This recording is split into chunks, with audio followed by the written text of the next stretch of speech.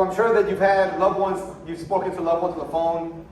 You know, they probably share a lot about self-help, a lot about recovery, a lot about maybe 12 steps, but sharing with you if they're not, and they said they've changed, they probably should be. And I say that because a person who has changed, right, don't really have to say that they've changed. It's going to be evident. You're going to see it. Right? So, sometimes in these groups we can get so caught up in, like one of the brothers here was mentioning, sometimes of chrono chasing. That's what we call it inside. Right? Chasing chronos. Just wanting to appear good on paper, right? So that when you appear before the Board of Parole hearings, you got it, you look good, but I'm going to share something with you, as all these men can attest, but we've been to the parole process, is that they really don't look at that screen all too much throughout the entire hearing. What they want to know is they want to know you. They want to know if you've changed, right? Which is the reason why they want the face-to-face interaction and don't just look at your C file and yes, suitable, right?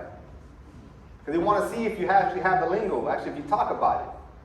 If you can actually formulate some type of conversation surrounding recovery. So our next speaker is going to be sharing a little bit about knowing how not to just talk the talk, but to also to walk the walk when it comes to recovery. And he's also created his own recovery program called the Offenders and Affiliates Recovery Program. So I'd like to welcome Mr. Bernard Cooper.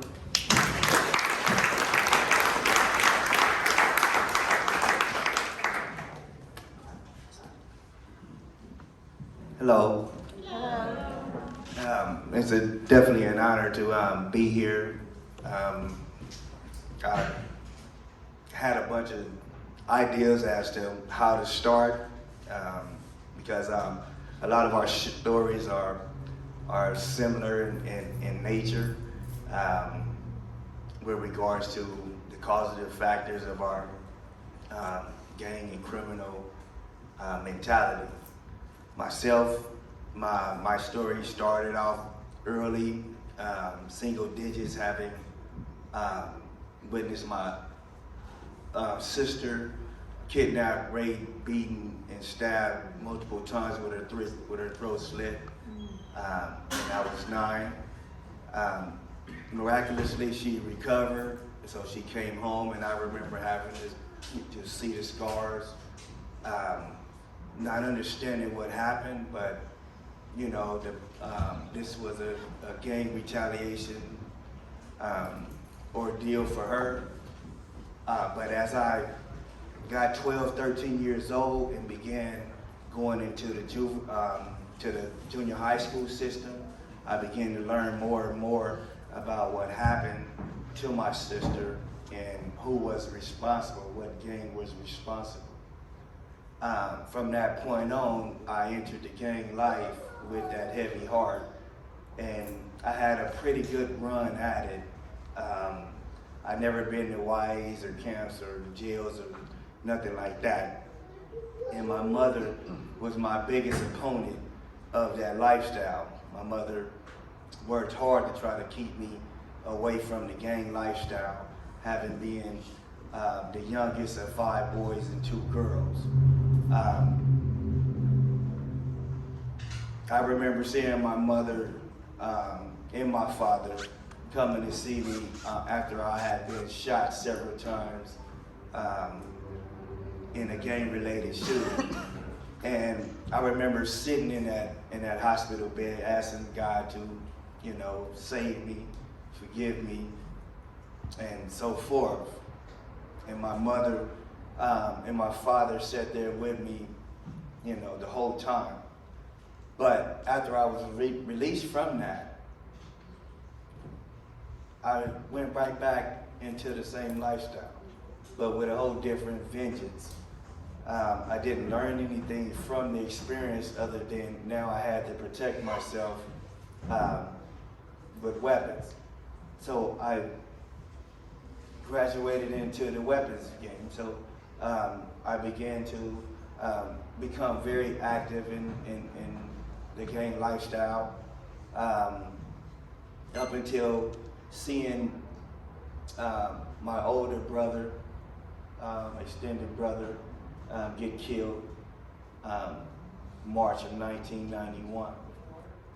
Seeing him that day, laying there, everything had hit me at once, from my sister being kidnapped to my being shot to my uncle being dead in the streets. I lost it. I gave up everything. I dropped out of high school and committed full time to gang participation and retaliation. I was never into robbing, stealing, or anything like that. I was always against street combat. And I remember my mother hearing about me in the streets, had blocked the door one night when I was getting ready to leave. And she said to me, "Kufan, I hear about what you're doing out there in the streets. You can't bring him back. You can't bring him back. And you keep throwing blows at the jail system, and they're gonna open the door for you. You're gonna go to jail." This was the third time that my mother had sent me messages through God. She was my angel. And that was the third time that she saw something that I wasn't seeing. And that's very important that I highlight when I'm talking to youth, is that a mother's intuition and her feelings for her child are real. And the sooner that you can tap into that, you'll be a very powerful man. I missed 3 of those opportunities that God was telling me, and this being the ultimate one. When I was 17, turning 18, I went with friends to a popular after-school eatery in which we had there was my victim, Mr. Hurd, who was at the scene and who was a rival gang member from the borderline in which that separates our communities. Unfortunately, Mr. Hurd was there bullying the younger kids that lived on our side of the community. But when our high school age students arrived, confrontation began when Mr. Hurd approached as if he was going to shoot. Somebody in our crowd opened fire. Mr. Hurd ended up deceased. And I'm sorry for that. Moving forward, again, I was very active in the community, so the event that took place, I didn't think twice of it, because that's what we grew up to see. That was what it was. And we didn't look at it whether it was an innocent person. We felt that this person was combative. This was our enemy. This is what it is. So I didn't pay any attention to that until an officer from the LAPD crash unit began to target me because he believed that in my addiction I had shot at him. This officer put together, the case that sent me to prison. I was ultimately convicted of murder and sentenced to 45 years to life. And that was a big hurdle for me to get over, because I always had maintained my innocence. I always maintained that, yes, I was there, but I ain't the one who did it. I'm not telling on my crimes. I'm not telling on my friends. That was the mentality. And I went through prison. I ended up at prison, entering prison before my 20th birthday. And I climbed the ranks there. I stayed on the level 4 yard the whole time. And it wasn't until I was actually caught for assaulting another inmate with a weapon that I began to understand that this wasn't the person that my mother wanted me to be. My mother didn't raise me to be like I was. So sitting in that shoe, I received a letter from my mother. And my mother scolded me, hearing about what I had done. And she asked me, was I ever gonna come home now with what I had done? And I constantly assured her that, yes, Mama, I'm still coming. I'm still coming. Though I had no idea how that was gonna happen. But I just knew that it was gonna happen. So I sat there and I began to write out what happened so that I can get a clear understanding of what happened. How did I go left instead of right? What happened here?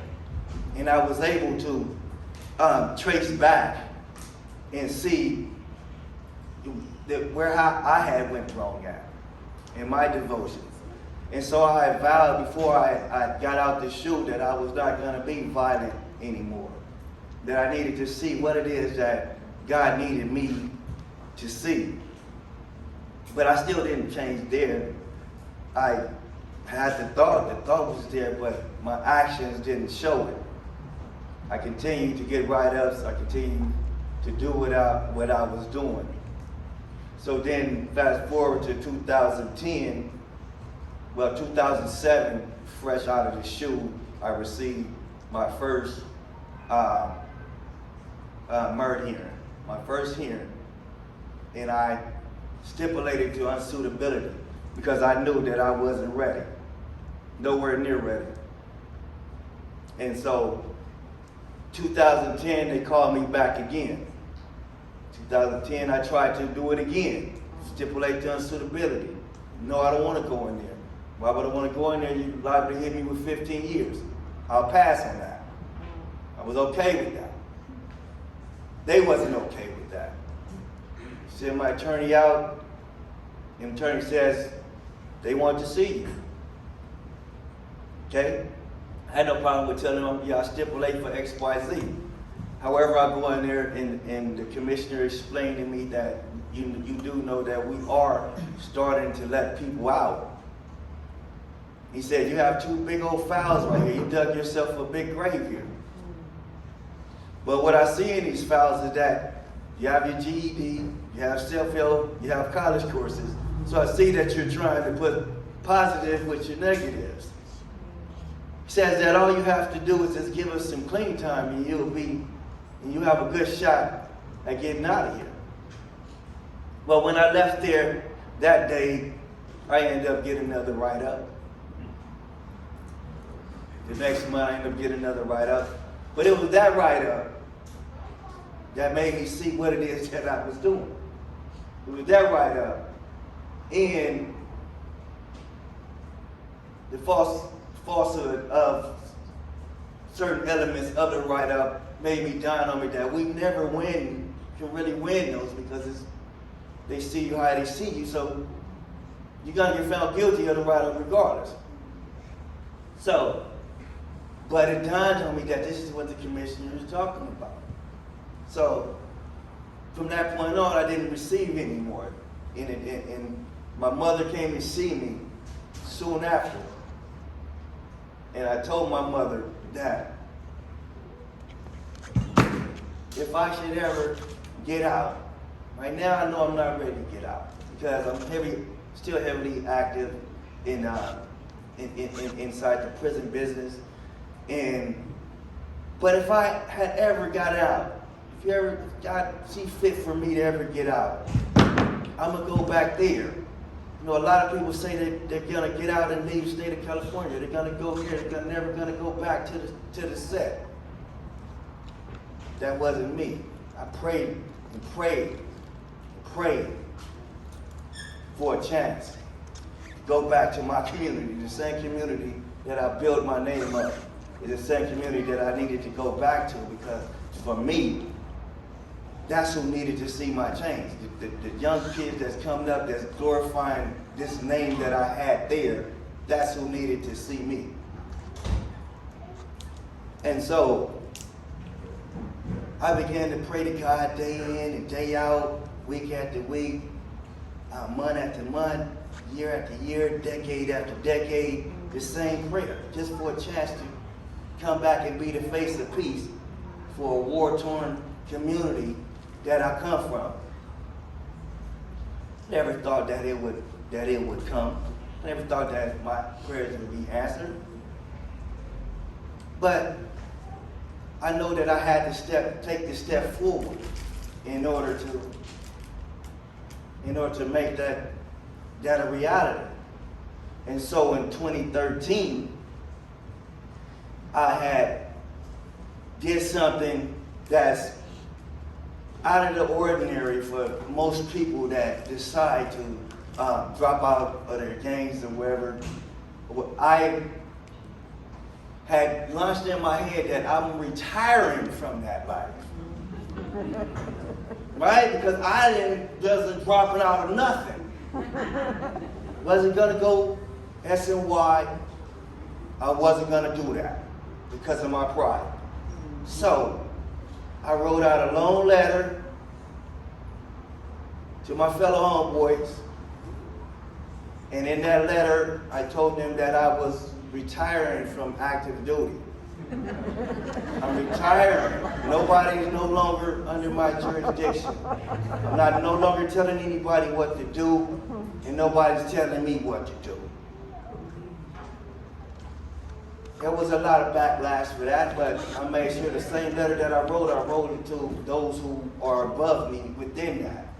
And they knew that I served my time for my gang honorably in that sickness for 28 years without nothing and no scratch. But I told myself then that I'm going to walk this walk. And from that, I began to really start paying attention to the self-help courses. The ones that I know that I needed. Anger management, alternatives to violence, conflict resolution, criminal thinking. These are the things that I knew I had to get into. So I began to take that walk. And by the grace of God, I ended up getting a job in the law library. Well, I learned everything that I needed to know in the law library because my mission in the law library was to learn what they can and cannot do to me at this parole hearing because I'm still innocent. I need to know what they can do because people always told me they want you to admit it. They want you to drop out. They want you to X, Y, Z. But I went there and studied all the cases that they denied and saw what it is you can and cannot do. At the same time, I challenged my own personal case through habeas corpus because I had all the evidence that God had brought back to me, including evidence on the officer and evidence and all the witnesses coming forward telling me about what they did that I didn't even know. But the method I did that for was because I needed something to stand on when I go in there and tell these people that I wasn't the trigger man. And what saved me was the fact that my story was what's called plausible to the records. My version of the events was plausible to the records. Even though I had 3 individuals said I saw him do X, Y, Z. But you know what that commissioner said? He said that none of these witnesses ever positively identified you or know you. And I never disputed the fact that I was there. So was 20 other high school age kids. But it was my addiction to the lifestyle that allowed me to look at that individual as a rival gang member instead of as a human being. I looked at him through my addiction. So I didn't care that his life was taken. I didn't care because I was trapped in the lifestyle addiction that we live. So I didn't care. That's how I had to present it to the parole board, was that I didn't care. I gave up my humanity because that was my lifestyle and I didn't care whether this man lived or died. So I had tons of self-help, all of those classes, everything, a couple of years clean, and they still denied me. So they denied me 3 years because they said I did not have enough showing to display what I was doing about my gang addiction. So I went back to my cage, and by the time I got the records back from my hearing, I poured through that. Having learned my skills from the law library, I poured through those records, and I pulled out all of my transcripts, all of my paperwork, and I dug through that and figured out what it is I needed to do. I heard about the CGA program. Okay, but CGA was no longer functional. So what do I do? CGA is not in Calipatria level 4 yard. So how do I get what they asking me to get if it's not if it's not at the present, if it's not available? So I learned what I needed to learn for the CGA program and introduced it there at Calipatria A yard. I introduced it there and began facilitating it there. At the same time, I was creating my own program, which is called Affiliates and Offenders Recovery Program, better known as AORP, out here in society. And I went through my own course. A series of nine section, 81 questions. I went through my own, got my certificates. At the same time, I got the CGA certificates, and I went back in 1 year after filing my petition to advance, and I articulated that very well, and I was granted suitability. I was granted suitability. Yeah.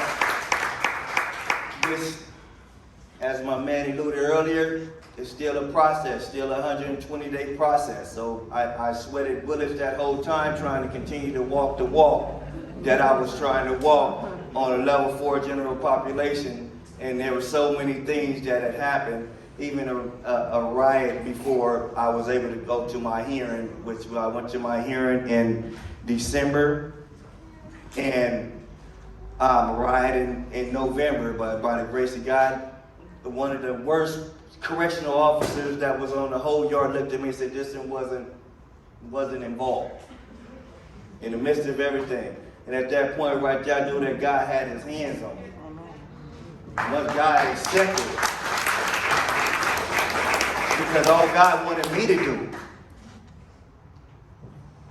was denounce what it is I chose over him all that time, which is my gang. I retired from that. The moment I retired from that, he began opening up everything else for me. And there was nothing that they were going to do that was going to stop me from getting out of there. And so, I remember the commissioner, as well as the district attorney that was there, saying that they believe me. I believe that you're going to get out and do exactly what you're saying you're going to get out and do. And all we ask you to do is coordinate with your parole officer, because we know you're going to be back around gang members to tell your story. Yeah. And it was a good assessment, because I came here, and like my brother just said, I didn't want to be in a halfway house because I figured I had it already figured out. I didn't want to be in there for 6 months. I already had it.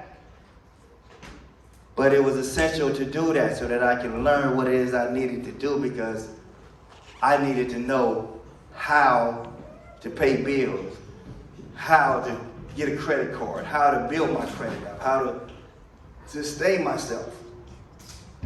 And I joined ARC. ARC was a big help in helping me navigate what it is that I needed to do. And a shout out to ARC.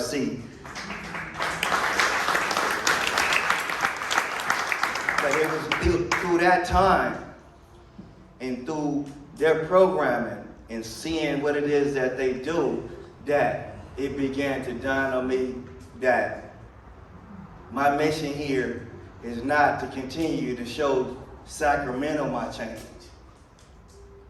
I already did that. I already showed Sacramento my change.